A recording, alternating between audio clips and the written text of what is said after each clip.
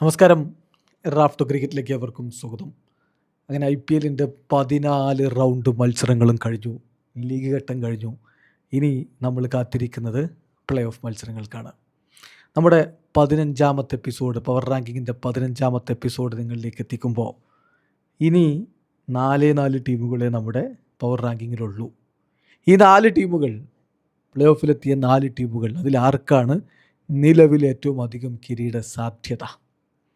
നിങ്ങൾക്കറിയാലോ, ആദ്യം 1-2 സ്ഥാനങ്ങളിൽ പോയിൻ്റ് പട്ടികയിൽ നിന്ന RCBയും GTയും തമ്മിൽ ക്വാളിഫയർ കളിക്കും. അതിൽ ജയിക്കുന്ന ടീം നേരെ ഫൈനലാണ്, തോൽക്കുന്ന ടീം ക്വാളിഫയർ 2ലേക്ക് പോകും.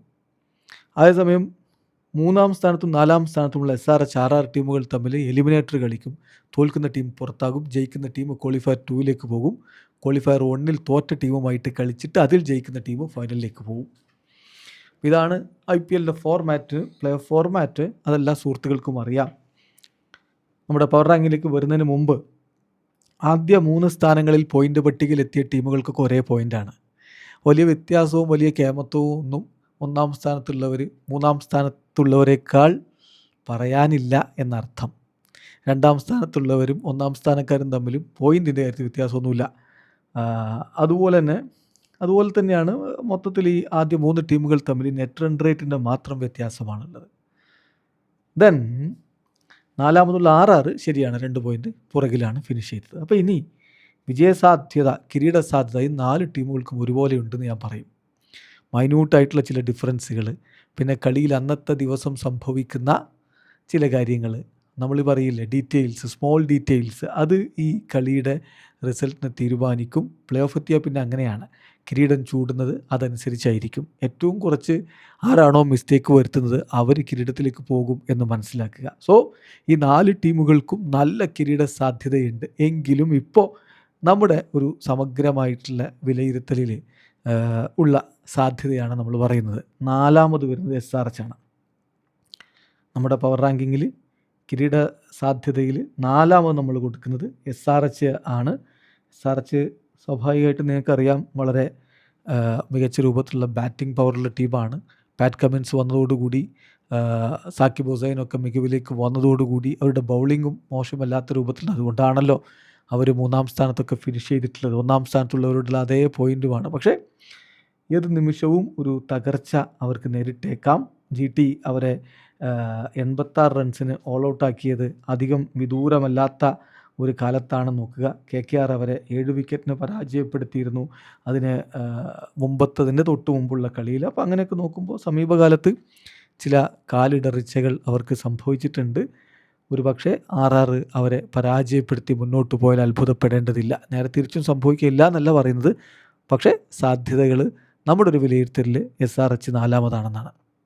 രാജസ്ഥാൻ റോയൽസ് നമ്മുടെ പവർ റാങ്കിങ്ങിൽ 3ാം സ്ഥാനത്തേക്ക് വരുന്നു എന്ന് പറയുമ്പോൾ, രാജസ്ഥാൻ റോയൽസ് നിങ്ങൾക്കറിയാവുന്ന പോലെ പീക്കിംഗ് അറ്റ് റൈറ്റ് ടൈം എന്ന രൂപത്തിൽ അവരുടെ കളി മാറ്റുന്നൊരു കാഴ്ചയാണ് നമ്മൾ അവസാന ഘട്ടങ്ങളിൽ കണ്ടത്.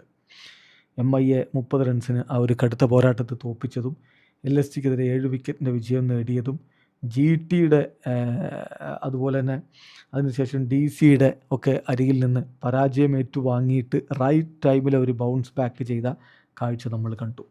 അപ്പോൾ അതിൽ നമ്മൾ എടുത്തു പറയേണ്ട ഒരു കാര്യം വൈഭവ് സൂര്യവംശിയുടെ കോൺട്രിബ്യൂഷനാണ്. വൈഭവ് സൂര്യവംശി മികച്ച രൂപത്തിൽ കളിക്കുന്നു. ഒപ്പം സപ്പോർട്ടായിട്ട് യശസ്വി ജയ്സ്വാളും പിന്നെ ജുറലും എല്ലാം ഉണ്ട്.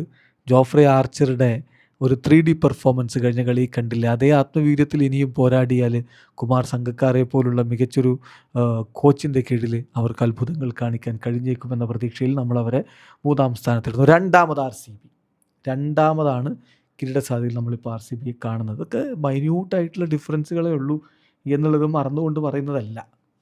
ഇപ്പോൾ സമീപകാലത്തെ അവരുടെ അവസാനത്തെ 6 കളികളും നോക്കിയാലും 3 കളിയിലും RCB പരാജയപ്പെട്ടിട്ടുണ്ട് എന്നുള്ളതാണ് ഒരു യാഥാർത്ഥ്യം.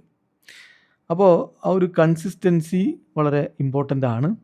ഏതായാലും വരും മത്സരത്തിൽ അവരത് കാണിക്കും. ഇപ്പോൾ ഒരു കളി തോറ്റാലും വീണ്ടും മുന്നോട്ട് പോകാനുള്ള അവസരമുണ്ട്.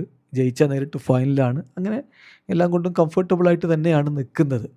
എന്നാൽ നമ്മൾ നേരത്തെയൊക്കെ പറഞ്ഞിട്ടുള്ള പോലെ ഫിൽസാൾട്ടിൻ്റെ അഭാവം അവർക്ക് IPLൻ്റെ അവസാന ഫേസിൽ ബുദ്ധിമുട്ടായിട്ടുണ്ട്. പക്ഷേ അദ്ദേഹം ഇതാ മടങ്ങി വരുന്നു. അത് പോസിറ്റീവായിട്ടുള്ള കാര്യമാണ്. ജേക്കബ് ബത്ലർ ഇപ്പോൾ റൂൾഡ് ഔട്ട് ആയിട്ടുണ്ട്. അപ്പോൾ അദ്ദേഹം മടങ്ങി വരുന്ന ടീമിൻ്റെ ശക്തി വീണ്ടും വർദ്ധിപ്പിക്കാൻ സഹായിക്കും. പക്ഷേ ജിതേഷ് ശർമ്മ ത്രൂ ഔട്ട് സീസണിൽ അത്ര മികച്ച ഫോമിലല്ല. എങ്കിലും കിങ് കോഹ്ലിയും മറ്റുമൊക്കെ ചേർന്നുകൊണ്ട് ടീമിനെ വിജയത്തിലേക്ക് കൊണ്ടുപോകുന്ന പ്രതീക്ഷയിലാണ് ആരാധകർ. നമ്മുടെ പവർ റാങ്കിൽ ഏതായാലും 2ാമതാണ് RCB, 1ാമതാണ് GT. പവർ റാങ്കിൽ 1ാമത് GT. സമീപകാലത്ത് അവരുടെ ഒരു പെർഫോമൻസ് നോക്കുക. മികച്ച പ്രകടനമാണ് അവർ നടത്തിയിട്ടുള്ളത്. CSKയ്ക്ക് മേൽ 89 റൺസിൻ്റെ വിജയം. അതുപോലെ കാരണം ആ കളിയിൽ അവർ അത്രയും ആധിപത്യം പുലർത്തും. അതുപോലെ SRHനെ 82 റൺസിന് തോൽപ്പിച്ചു. RRനെ 77 റൺസിന് തോൽപ്പിച്ചു. PBKസിനെ 4 വിക്കറ്റിന് തോൽപ്പിച്ചു. RCBക്കെതിരെ തന്നെ ഏറ്റവും ഒടുവിൽ കളിക്കുമ്പോൾ 4 വിക്കറ്റിന് വിജയം നേടിയിരുന്നു. അങ്ങനെ തുടരൻ വിജയങ്ങളാണ്.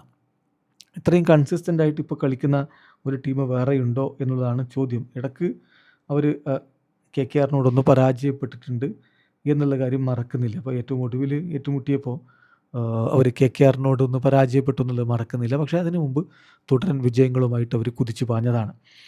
ശുഭൻ ഗില്ലാവട്ടെ, സായി സുദർശനാവട്ടെ, ജോസ് ബട്ട്ലർ ആവട്ടെ നന്നായി കളിക്കുന്നു. സായി സുദർശനാണിപ്പോൾ ഓറഞ്ച് ക്യാപ്പ് ഹോൾഡർ എന്ന കാര്യം കൂടി നോക്കുക. സോ മൊത്തത്തിൽ അവർക്ക് കൂടുതൽ കിരീടസാധ്യത നമ്മൾ കാണുന്നു. സോ അതാണ് നമ്മുടെ പവർ റാങ്കിങ്.